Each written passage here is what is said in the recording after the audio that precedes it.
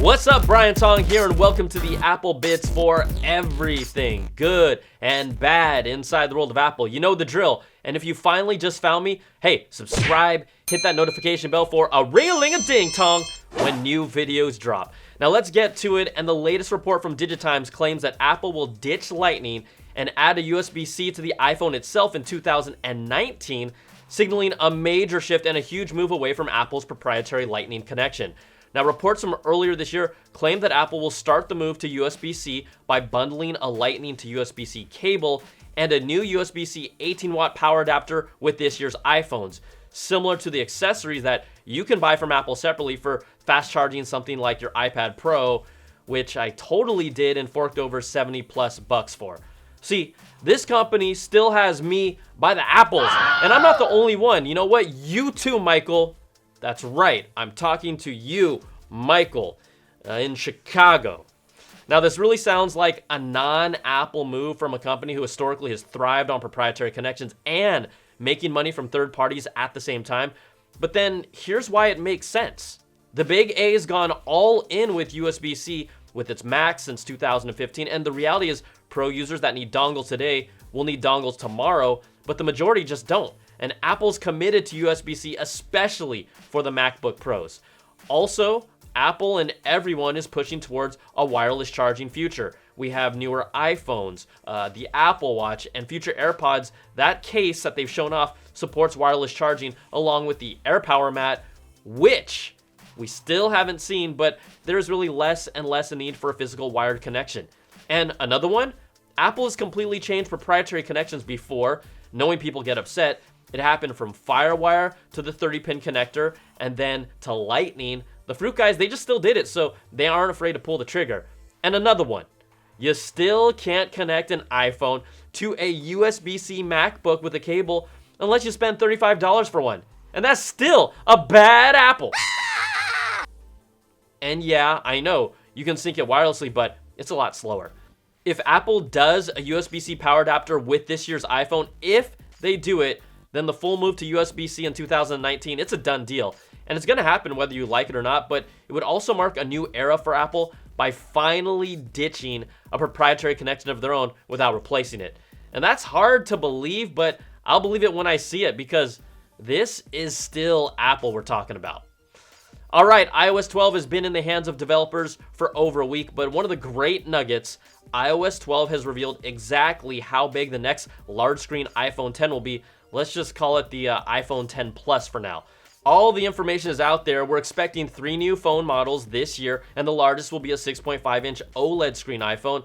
But we know Apple starts testing early, and website Boy Genius Report received hundreds of visits from devices running iOS 12 between February and May. Now, in their analytics, one of the devices showed up with a never-before-seen resolution of 414 by 896. This is the resolution in points and not pixels, but this width exactly matches the iPhone 7 Plus and 8 Plus, but this phone is a lot taller. Now, the same thing happened in the past with the iPhone 6, 7, and 8. They shared the same width as the iPhone 10, but also the iPhone 10 ended up being a lot taller.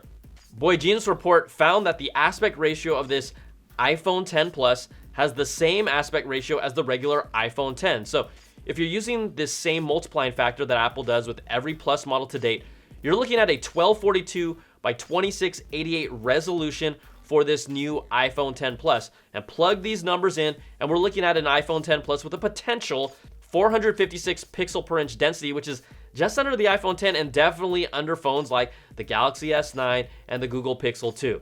Now, this device that only visited their site twice was in May, but it means it's likely an early prototype for the 10 Plus. So it's time to throw out your skinny jeans to fit this one in your pants. And I'm sorry, because I know how much that hurts you. And maybe me? Maybe? And you all know my love for the iPad Pro, and there are plenty rumors that it will be getting a lot of elements from the iPhone 10. The latest findings in the iOS 12 developer beta hint at a redesigned iPad Pro with Face ID support and no home button coming this year, just like the iPhone 10. So you can do things like swipe from the bottom all the way to the top to get to the home screen, Swiping up halfway gets you to the app switcher, and you can now just single swipe away apps to close them in iOS 12. Swiping down from the top right brings up Control Center, and it's clear in iOS 12 there will be no more home buttons on future iPads. iOS 12 beta also has moved the time that you used to see centered at the top of your iPad, right dead in the center, all the way to the left, which is my left, but I think you're right. Now, it's a big confirmation that the new iPad Pros will also be getting, you guessed it, a true depth camera notch. And you know what? For people who say, like, it's notch that bad, you might think it is. And just because everyone else is doing the notch now, it doesn't make it better for me. Like, if you're just putting it right there in the middle, then let's get Face ID to the point where it works just as fast and efficiently as Touch ID. You know, come on, at least meet me like halfway, but I cannot get over it. I just cannot. That's a bad apple. And there's only so much complaining you can do until you just have to give in and realize there's notching you can do about it. Oh, that's so bad. Okay. But you know what? From now on, I promise to not go on a massive rant about this anymore and only go off if I just can't take it anymore. So I think I'm good until tomorrow. And the best thing that happened this week, really, Apple couldn't have asked for a better story.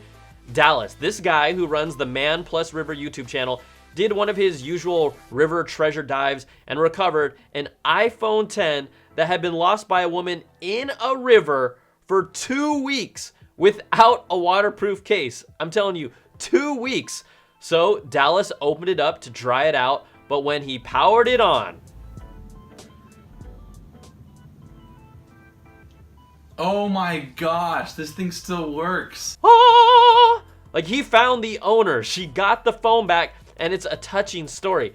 In fact, they need to make a movie about this or something. In the classic tradition of Walt Disney Entertainment comes Homeward Bound, The Incredible Journey. Okay, well, they already did, but this is amazing. Like Apple says, its IP67 rating gives the iPhone water resistance of 30 minutes in a depth of 3 feet of water. This thing lasted like 2 weeks and at least 4 to 5 feet deep. And that's a rad apple. Yeah! I just love that story. And if you want to go deeper with the Apple Bits, check out my new audio podcast, The Apple Bits with a Z XL. It's everywhere on iTunes, Google Play, SoundCloud, Stitcher, TuneIn Radio, and more. So that's it for this week. I'll catch you next time for everything good and bad inside the world of Apple. Be good. Peace.